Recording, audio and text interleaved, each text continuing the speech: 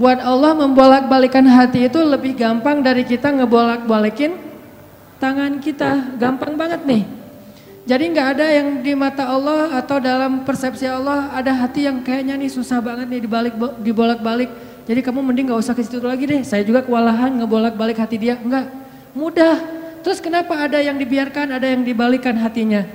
Karena ada yang pantas, ada yang tidak pantas. Jika kita sudah punya kepantasan, Allah akan balikan hati kita kepada kebaikan. Allahumma habib ilainal iman wa zayyinhu fi qulubina wa karrih ilainal kufra wal fusuqa wal isyan waj'alna minar rasyidin. Hafal doa itu? Nanti cari di YouTube lah ya. Ya Allah, jadikan kami cinta kepada amal soleh dan jadikan rasa cinta itu indah di dalam hati kami. Jadikan kami benci kepada dosa dan jadikan kami termasuk orang-orang yang mendapat petunjuk. Allah bolak-balikan. Gitu juga dengan hati calon mertua. Gimana pun dia ngeblok, nggak boleh masuk lah, gerbangnya digembok segala macam. Cuma gerbang.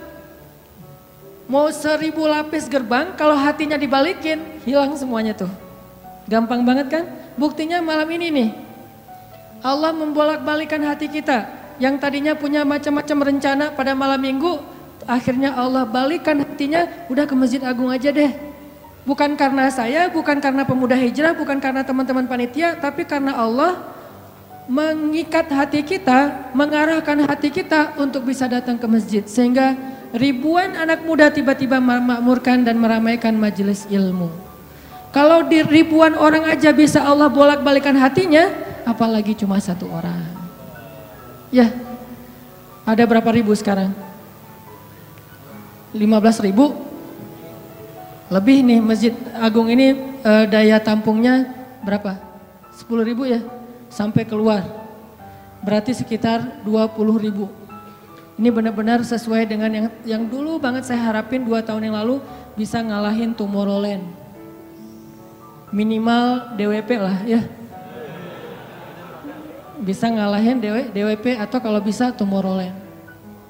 Saya pernah kemarin tuh acara taklim di Pekanbaru, An-Nur, yang datang sekitar 25.000 anak muda di depan masjid penuh. Malam yang sama ada acara juga di mall, tapi acaranya sepi, yang taklimnya rame. Masya Allah. Habis itu baru ke mall. Tetap aja sama-sama rame. Intinya teman-teman mudah buat Allah. Sama kayak Allah membolak-balikan hati Nabi Muhammad, mertuanya Ali bin Abi Thalib. Padahal udah yang datang itu kurang keren apa coba? Abu Bakar. Secara fisik terkenal Abu Bakar itu orangnya putih, nggak terlalu gemuk, jadi badannya tuh bagus. Terus orangnya dermawan, akhlaknya paling mulia dan nggak pernah syirik sejak zaman jahiliyah. Di antara sahabat Nabi yang gak pernah melakukan dosa syirik sejak zaman jahiliyah, Ali dan Abu Bakar. Malah Abu Bakar tuh waktu kecil pernah diajak sama ayahnya untuk nyembah patung. Begitu ayahnya selesai ibadah nyembah patung pergi, itu patung diludahin sama Abu Bakar. Dilemparin kotoran sama Abu Bakar. Apa sih lo patung doang masa disembahin? Kalau lo bisa balas gua, coba lo balas, dilemparin. Ternyata gak balas. Dari kecil juga Abu Bakar itu udah gak pernah syirik. Orang yang sangat terjaga, hanif. Dan julukannya juga sama dengan julukan Nabi Ibrahim, Siddiq. Wadhkur fil kitab Ibrahim innahu kana siddiqan nabiyya. Ibrahim Siddiq, Abu Bakar Siddiq, sama nih. Bahkan Nabi sering membandingkan Abu Bakar sama Ibrahim. Engkau wahai Abu Bakar seperti Ibrahim. Engkau wahai Umar seperti Musa. Ya iyalah Umar ya. Musa kan gak sengaja noel orang langsung meninggal kan ya. Ngelihat Bani Israel agak ramai gitu lagi mau gelut sama orang Kipti. Karena Musa kasihan kepada Bani Israel yang lemah, akhirnya dia cuma ditakol dikit lah si orang Kipti ini teh. Cuma apaan sih lo? Meninggal. Belum diginiin baru gini doang coba. Jadi kalau dulu ada ultimate fight kayaknya Musa tuh juara bertahan tuh. Nah kalau di zaman Nabi orang kayak Musa, Umar, jawara Quraisy. Kalau ada yang macam-macam sama Umar, lo berani sama gue. Nih lo lihat nih. Nggak ada yang berani sama Umar. Kalau lo pengen istri lo jadi janda, anak lo jadi yatim, lo tunggu gue di belakang gedung itu. Gedung, bukit. Nggak ada gedung dulu teh. Nggak ada yang berani nungguin Umar. Lancar aja tuh hijrahnya. Artinya Abu Bakar tuh sering dibandingkan kayak Ibrahim. Terus dengan Nabi akrab banget tuh Abu Bakar. Jadi kayak soulmate-an berdua tuh. Belum dapat risalah Islam juga, Nabi itu kalau jalan sama Abu Bakar jalan yuk kemana, ngopi kalau bahasa kita teh, ngopi sama Abu Bakar berdua. Dari zaman sebelum Islam juga Nabi itu dalam tanda petik udah sering ngopinya sama Abu Bakar. Coba enak nggak nolak teman ngopi kita? Agak susah kan, dia ngajak kemana, nggak enak kan nolaknya, udah gue datang gitu. Ali ngerasa, wah nih yang datang nih saingan berat nih. Pernah bersaing dengan orang kayak gini? Pernah, cuman sering kalah. Gak ada saingan juga masih ditolak ya, apalagi ada saingan. Nah itu mah saya banget, bukan teman-teman. Udah biasa ditolak, pada akhirnya diterima juga.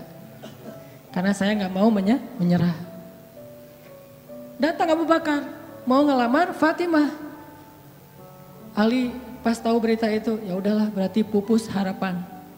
Hashtagnya berhenti aja. Udah gak bisa ngapa-ngapain. Tidak lama kemudian setelah Abu Bakar lama di rumah Nabi terus pulang, Ali merhatiin wajah Abu Bakar nih, wajah diterima atau wajah ditolak nih. Ternyata dapat kabar Abu Bakar ditolak sama Nabi. Yes, kata Ali. Abu Bakar ditolak sama Nabi. Cuman sisi lain, Ali makin gak pede. Kalau Abu Bakar aja ditolak, siapa saya? Bahkan lebih ditolak lagi. Jangan-jangan belum sampai di pintu juga, udah Ali pulang aja deh. Abu Bakar aja ditolak, yang kurang apa coba? Akhlak luar biasa, agama terbaik, bahkan umat Islam paling baik imannya tuh dan amal solehnya Abu Bakar, gak ada tandingan lah. Mau ngelihat surganya di akhirat, orang kaya di dunia dan kaya di akhirat tuh Abu Bakar tuh.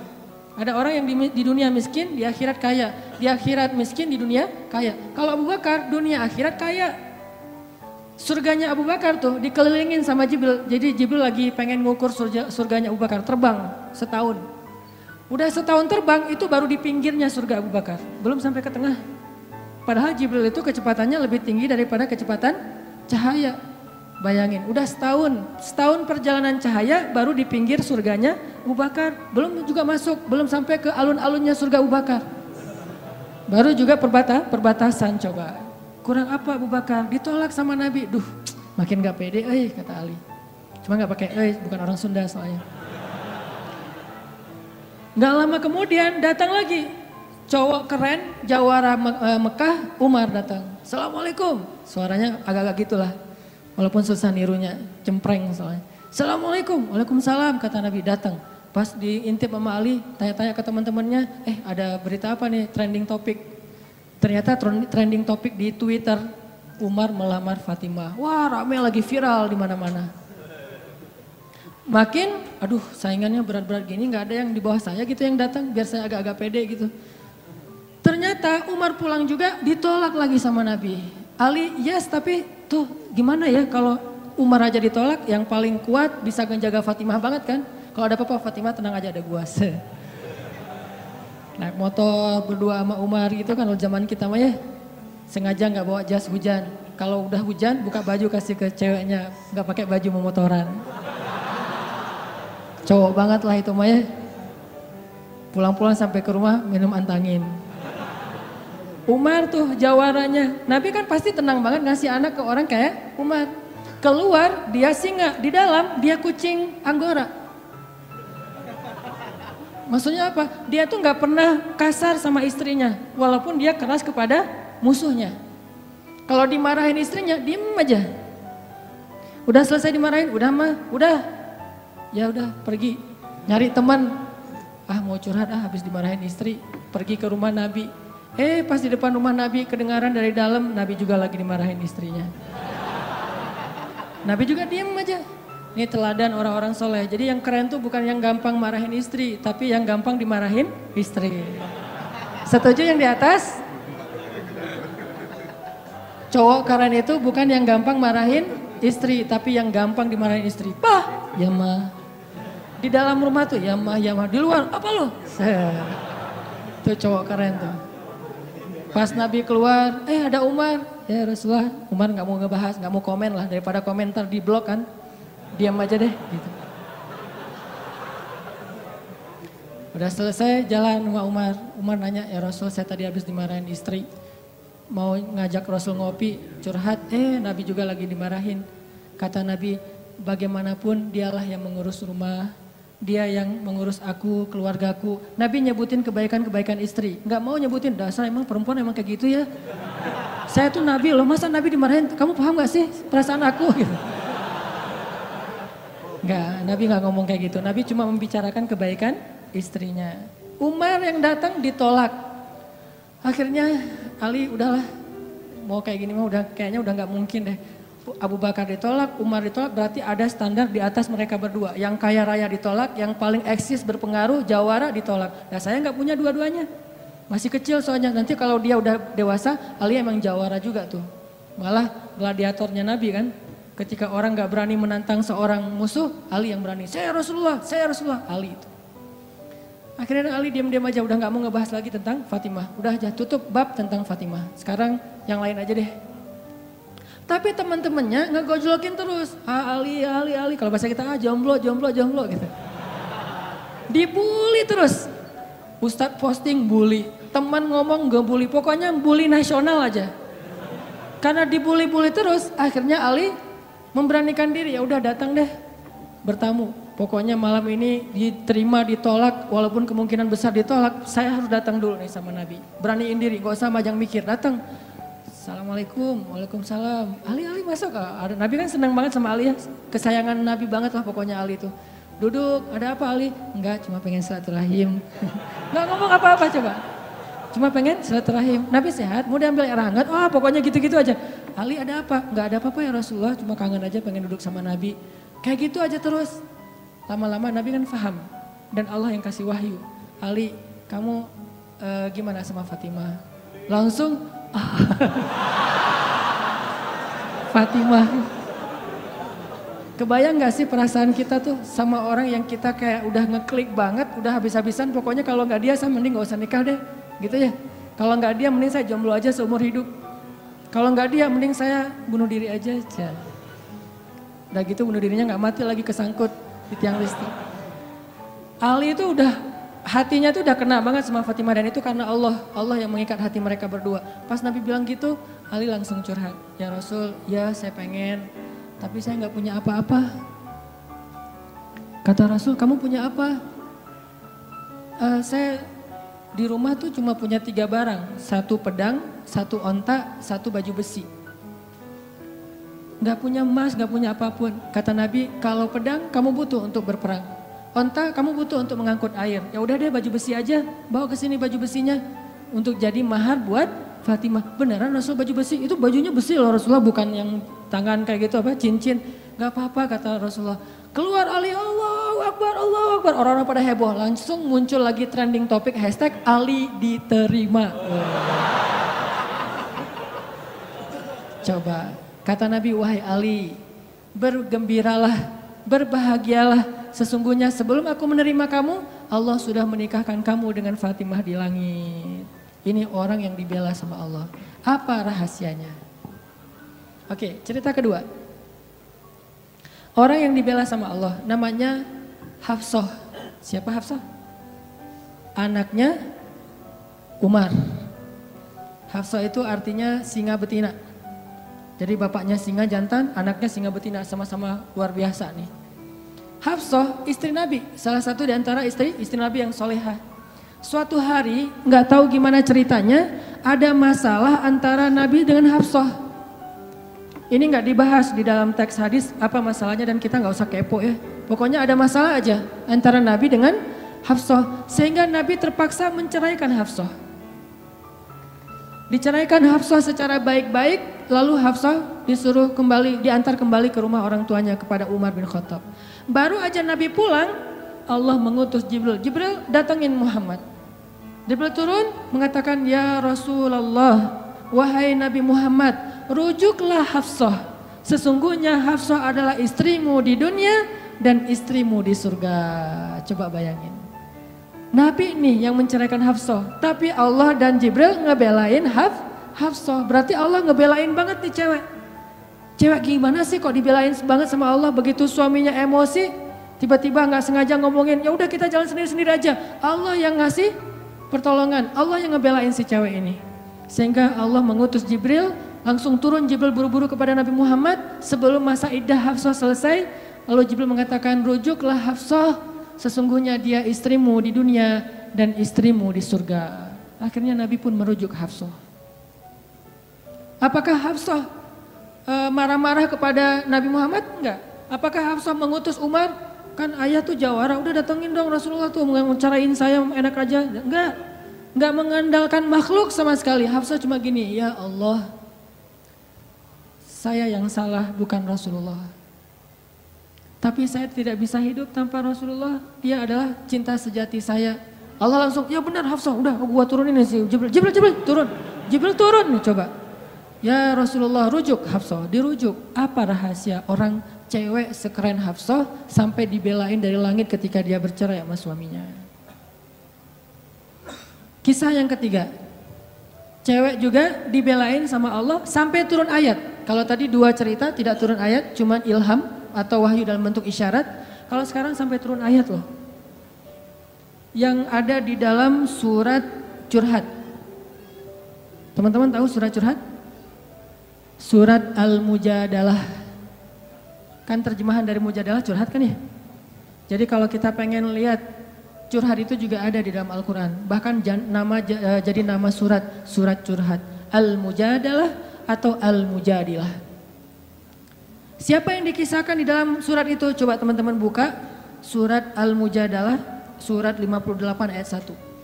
Yang punya aplikasi Al-Quran di handphonenya, coba buka surat 58 ayat 1, Al-Mujadalah. Kita lihat nih, gimana Allah ngebelain seorang cewek yang disebut di dalam ayat itu. Saya bacain ya. A'udzu billahi minasy syaithanir rajim. Yuk bareng-bareng.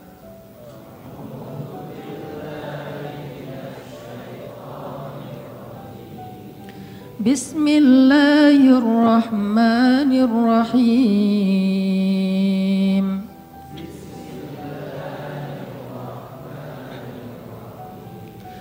Qad sami'a Allahu qawla allati tujadiluka fi zawjiha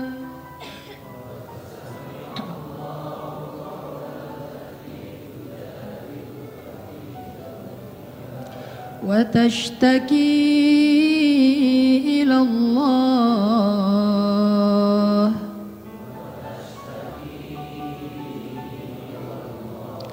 wallahu yasma'u tahawurakuma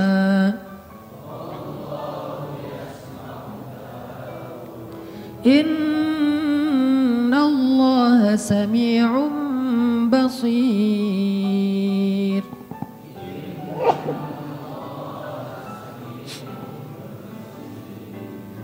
Sungguh Allah telah mendengar ucapan seorang perempuan yang meminta nasihatmu tentang suaminya.